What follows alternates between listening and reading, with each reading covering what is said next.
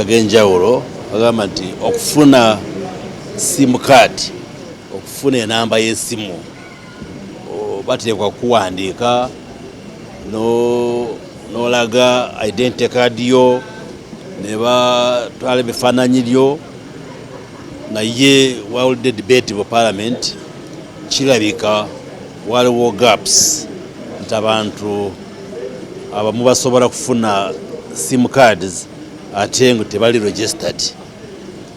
Ezo zikozesebwa abafere n'abantu abakola ebimenya amateeka. Kati tugenda kusinkana n'ab'ebitongole lya Telecom nga Airtel, MTN, Like Mobile, obona tukolagane n'aba Ministry ya Security n'aba UCC tusobole kutegeera loopholes oba gaps ziri ludawa. Tulabe nti ekyo tukijjawo, naye tujja kutandika n'olutalo ogw'okunoonya abafere abakozesa essimu nga teziri mu mannya gaabwe ne babba abantu ne bakola ebintu ebimenya amateeka. So tusaba abantu babeere beegenderevu nti omuntu aba akukubira n'agamba kino sooke oyekengere kubanga ayinza kuba ali mufere. Nga waliwo abatukubira bagamba onalebo kati tugenda kutwala transformers mu constituency yo ziri ready ate tetulina transport ng'ebyo. So tujja kutandikawo olutalo tulabe nti abo bonna abakozesa bubi amasimu tubagulawo olutalo kati tubamalewo baveewo. Your details in terms of your biometrics, in terms of giving them your NIN, the national identification number, and also recording all the other details and other features so that each number can be attached to an individual. But it appears from the complaints we are getting from the public and also in Parliament that there are still some gaps where individuals access SIM cards without going through the due process of proper registration. And we are going to mount an investigation into this, and we shall engage the telecom companies working together with the Ministry for Security and other government actors to find out the root cause of this, to identify where the gaps are, and the remedial action shall be taken, including a possibility of disciplining telecom companies if they are being negligent and allowing their SIM cards to be given out without proper registration. And we shall be coming back to Parliament to report our findings and the measures we are going to take. Mr. From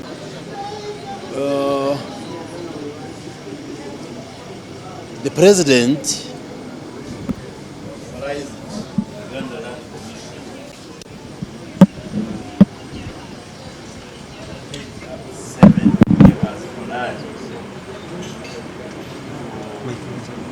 find this matter be forwarded to the Attorney General for interpretation.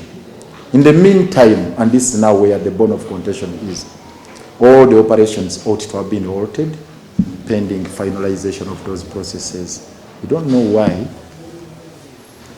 the ED and the entire team at NEMA had to breach that understanding and proceeded with the operations again.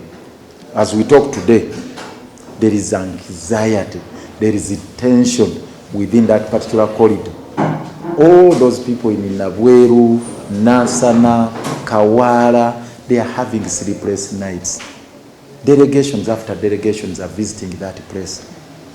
Most recently, actually, the former Vice President, Gilbert Bukenya, was also there, leading a team of NEMA as the advisor of the President here on environment, on how they are now demarcating the boundaries of that particular corridor of the wetland, extending it from the original demarcations made. Actually, they are going back to the pre-colonial arrangement, the pre-colonial boundaries, which now are affecting so many households, and that's what has caused this wave now of anxiety, the new wave of anxiety, which prompted us to have this engagement with the people, because they had been threatened with eviction, because those people who have been carrying out the demarcation all these days, they were telling them, wait, on Thursday we are coming.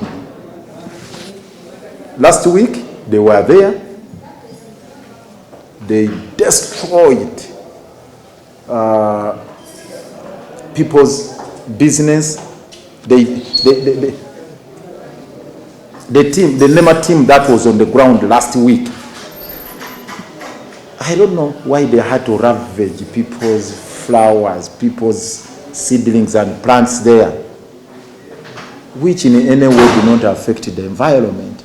But they put trees, all those plants, they were raised to ground. So you wonder what prompted them to do that. And they said the next phase is to demolish the structures within those marked boundaries. And that's what has caused this part of this anxiety.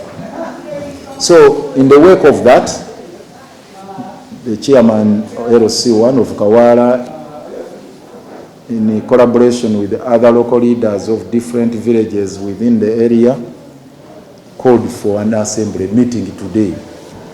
And indeed they even communicated to the RCC, they communicated to whoever is concerned.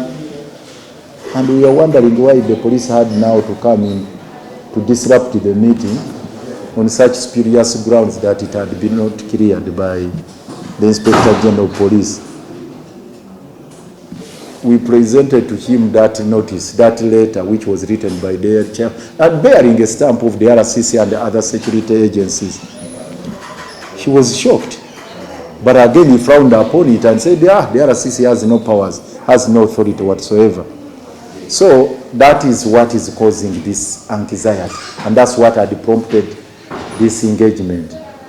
And we wonder why the police had to come to rudely interrupt it, because it was a peaceful gathering. It was about seeking for a solution for the people who are threatened with eviction. Luckily enough, when we communicated with the ED-NEMA, we agreed to have an engagement of the top leaders of the city, together with the team from NEMA.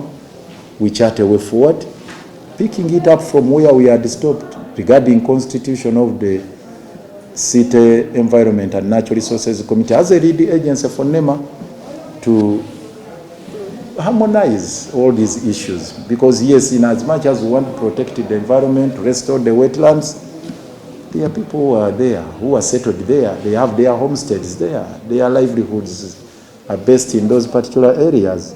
So how do we strike a balance? And that's the meeting we are going to have with the director NEMA and the team tomorrow. Good enough, they agreed not to take any action until we have finalized all these processes. So let's wait for the meeting of the interface we are going to have between the leadership of the people here in Kampala and in NEMA tomorrow at 2 p.m.